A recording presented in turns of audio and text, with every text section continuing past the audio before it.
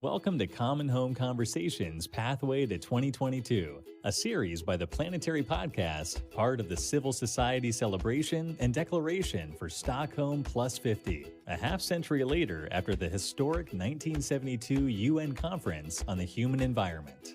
In Common Home Conversations, you will hear high-level political and public figures, academics, and influential activists discuss what should be the content of the high-level declaration foreseen for 2022.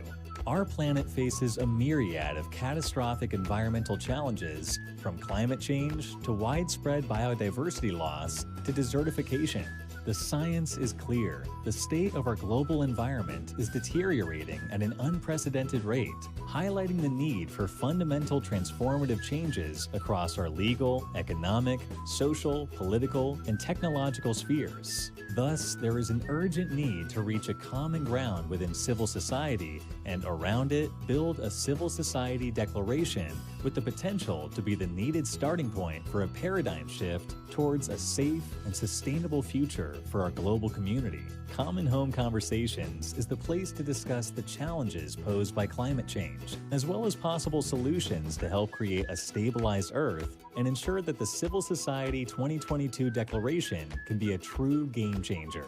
Now, here is your host, founder, and CEO of the Planetary Press, Kimberly White. Hello and welcome to Common Home Conversations. Today we're joined by Helena Lindemark, founder of the 2022 Initiative Foundation. Thank you so much for joining us today. Well, thank you for having me. Delighted to be here. Can you tell us more about your work at Sustainable Development Sweden and the 2022 Initiative Foundation? Absolutely. I'll be glad to. Well, Sustainable Development Sweden is a company that I started in 2014, and it's based on the fact that Sweden is many times seen as a role model within sustainability. And that's something that I realized when I was working internationally with sustainable development, with trainings in particular. When I decided to work more in Sweden, I thought Sweden as a role model could be a good thing to speed up sustainability both in Sweden and internationally. With that name and that purpose, there was a need for a bigger project. And when I started to look for this project, I found Rachel Carson's book, Silent Spring, over in my parents' house. And that is a book that I had been talking about in trainings since the mid-90s, but I had never read it. But when I really found it in physical form and read it, I realized, oh my goodness, this book is actually from 1962. And we're actually approaching this Silent Spring now. Then this was back in 2014. I started to work with this in 1991 when I was at the United Nations in Bolivia. And thanks to the Rio Conference in 92, I got into these issues. And I started to think what happened in between 62 and 1992. And I realized that one of the main reasons why Sweden is seen as a role model is because we took the initiative and arranged the first UN conference on sustainable development, the Stockholm Conference, or the United Nations Conference on the Human Environment in 1972. And I realized, okay, so in 2022, it will actually be 50 years since that conference. And we have a lot of solutions. So we should be able to make it until 2022, or at least we should be able to come far. So I started to interview people who were involved in arranging this conference back in 72 and realized that this was very much a game changer and very much of a pioneer within sustainability. And then in 2015, we had the agreements on the Sustainable Development Goals in the 2030 Agenda and the Climate Agreement. And that way, 2022 is not only 50-year anniversary since the Stockholm Conference and the formation of the UN Environment Program, but it's also approximately halfway to 2030 since both those important agreements.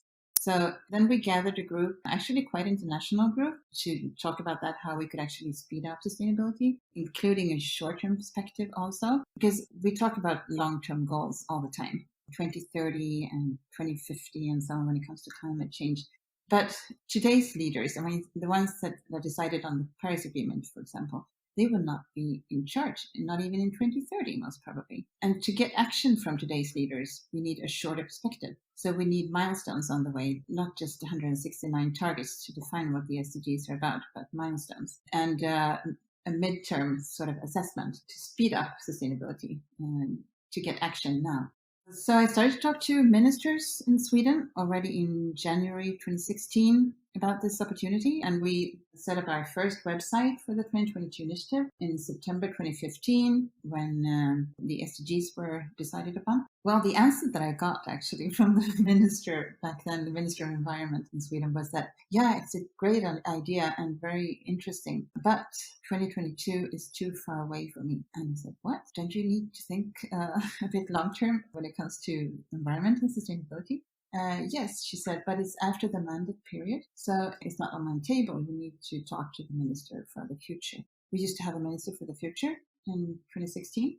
So we managed to get a meeting with the head of the Secretariat, and they liked the idea very much, but unfortunately, the government was changed 2 weeks later. So this idea about this 2022 initiative never actually was presented to the Minister for the Future. But we continued working, and in 2017 we formed the 2022 Initiative Foundation, because one of the suggestions that we have with the Ministry for the Future was that as a small startup company, it would be difficult to be involved in working with a UN conference. So therefore we set up a foundation in 2017. And then also as a foundation, it was a lot easier to work with, for example, the government, but also with the academia.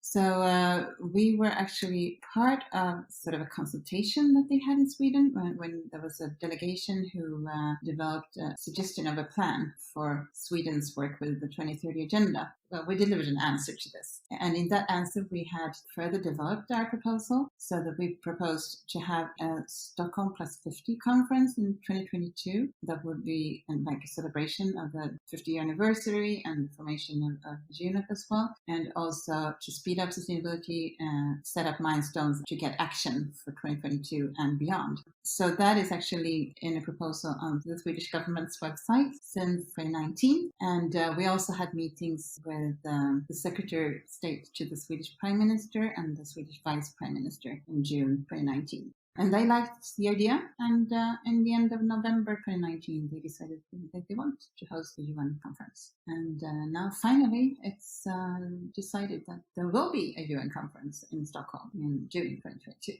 In 1972, Olof Palme, the Prime Minister of Sweden, initiated the United Nations Conference on the Human Environment in Stockholm, the first international conference on environmental issues.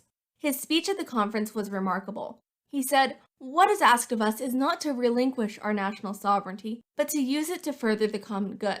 He envisioned an international regulatory system to limit our destruction of nature and safeguard our common property and address our intergenerational responsibilities.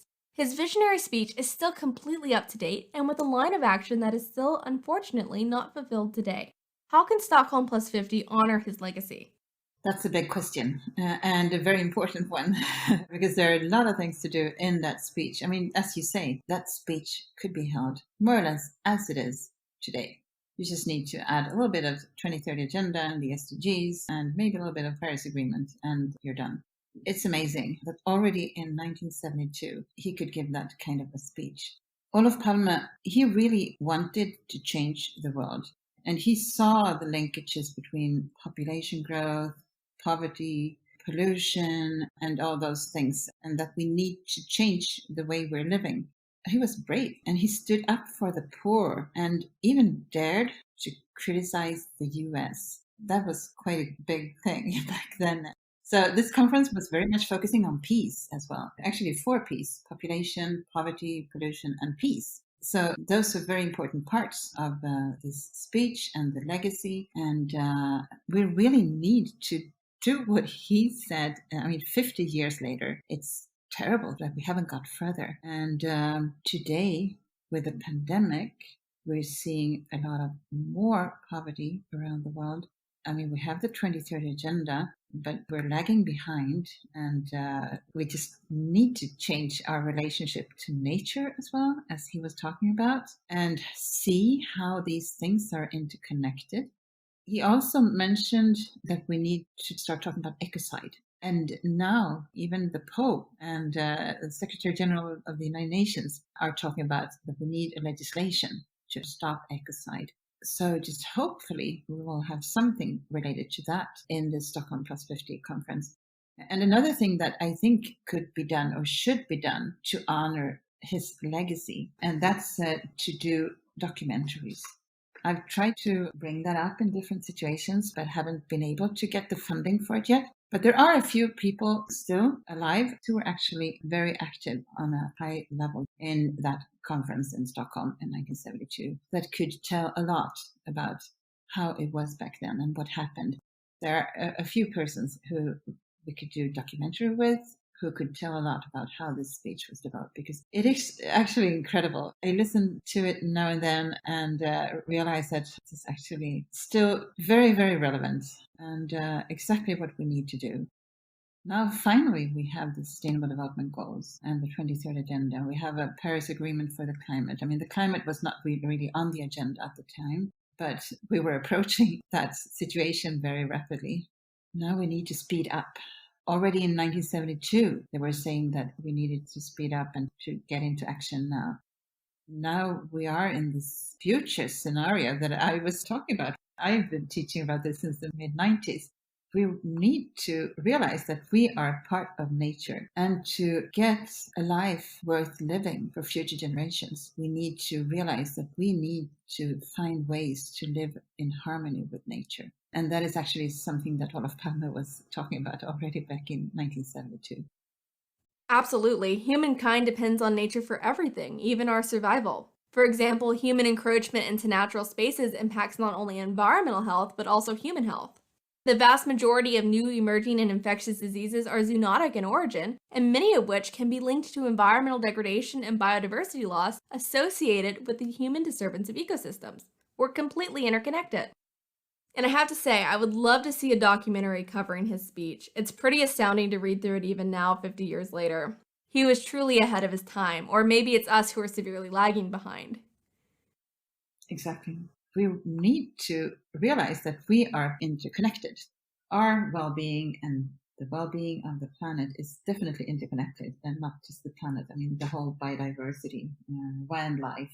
We cannot just take and extract from nature and see it as something that we can just use for our own purposes, just for greed. We just need to change that thinking.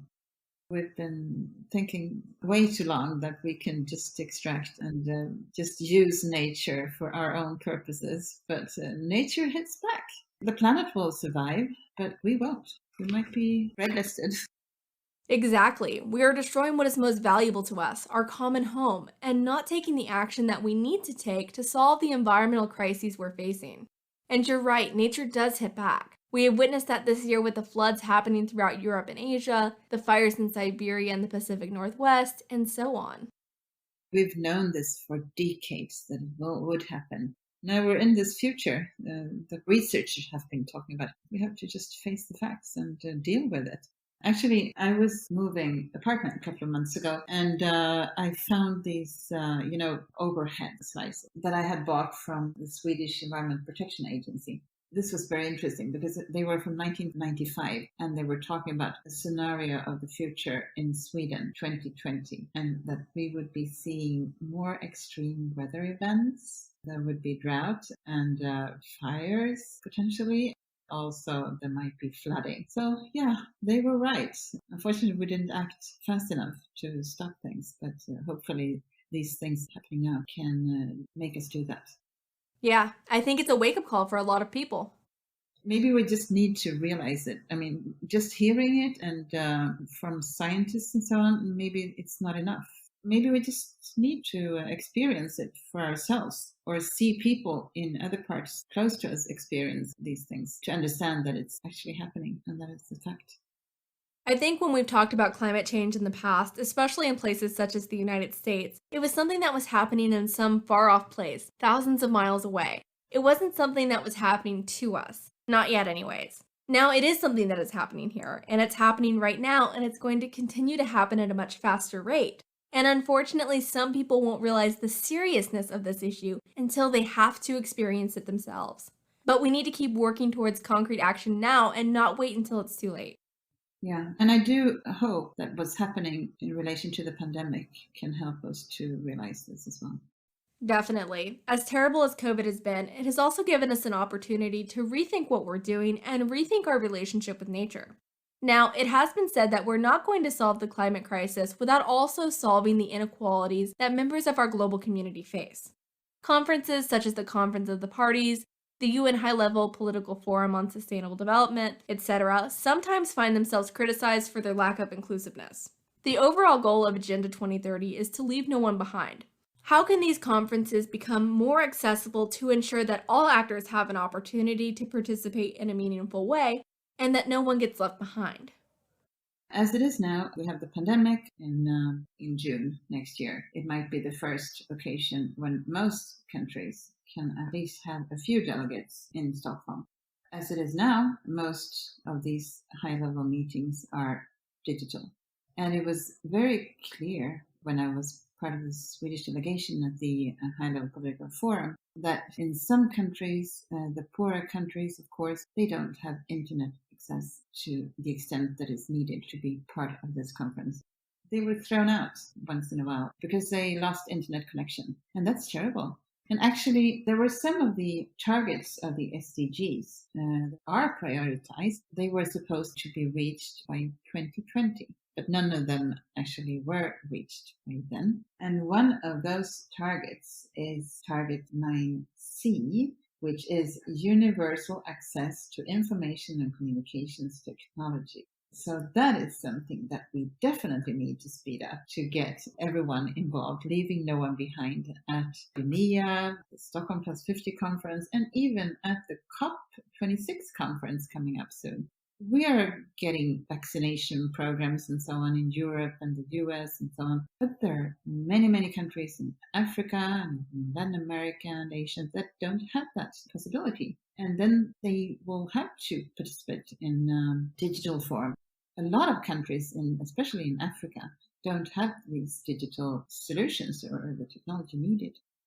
So that is definitely something that we need to solve before that in order to include everyone. Absolutely. It's evident that we need to accelerate our ambition in order for the world to achieve the Sustainable Development Goals. However, it's important that we don't work on them in silos. We need to make sure our solutions do not exacerbate existing environmental or social challenges facing our global community.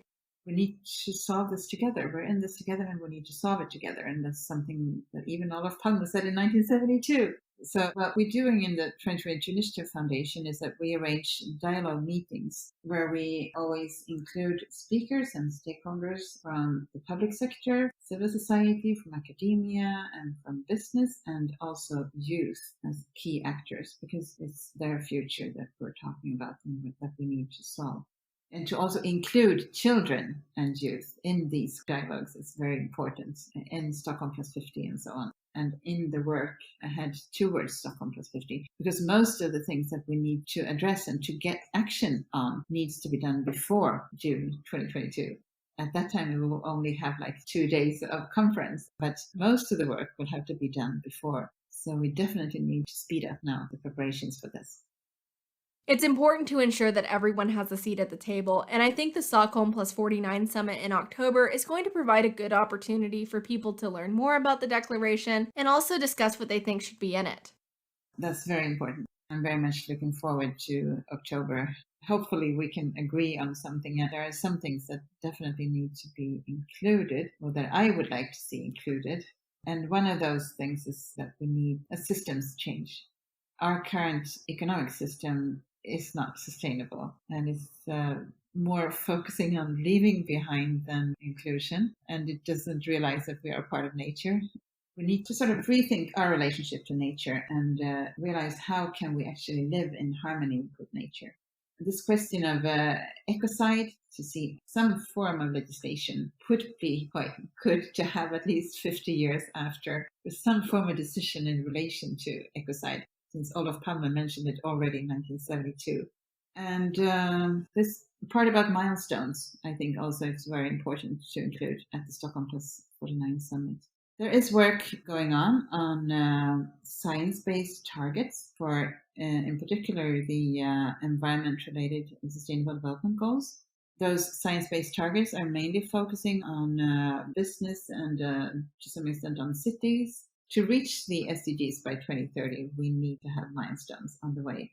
Ideally, at least milestones that are set. So we're not standing there in 2028 asking for those exponential solutions to reach the SDGs by 2030 that we just don't have.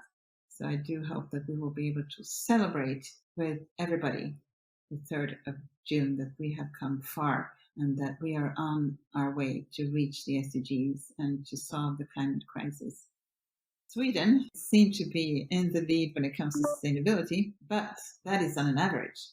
When it comes to SDGs that are related to environment, for example, climate, we are lagging behind and we have a lot of things to do. Also, SDG number 12 on sustainable consumption and production is one of our most tricky ones that we need to work on. But one thing that I would love to see from Sweden is that we set, maybe not in October at the Stockholm Plus 49 summit, but before the Stockholm Plus 50 conference, I would love to see Sweden to set a clear climate plan that would make us comply with the Paris Agreement, because our current plan doesn't even come close to that. I think that's a hope a lot of people around the world share, especially as their governments bring forth new targets with the upcoming COP conference in Glasgow. The time for action is now. And I'm very optimistic about the Stockholm Plus 49 and Stockholm Plus 50 conferences. This is a great opportunity for civil society and world leaders to come together and take real concrete action and steer us in the right direction to stabilize our planet and protect our common home. Exactly. This is really a unique opportunity, and Stockholm Plus 49 is perfect in timing to really accelerate action, because Stockholm Plus 50 and also UNEP at 50, we need to see that they are mutually reinforcing. This is a unique opportunity to actually connect history since 1972 or even 62 to today, and to see too that we create the future we want. Absolutely. Thank you, Helena. All right, and there you have it. We are destroying what is most valuable to us, our common home. We need to recognize that our well-being and the well-being of the planet are interconnected. We must heed the words Swedish Prime Minister Olof Palme spoke at the historic 1972 Stockholm Conference. We cannot continue seeing nature as something we can just take from solely for our own purpose. Nature will hit back. It is time we rethink our relationship with nature or risk being red-listed.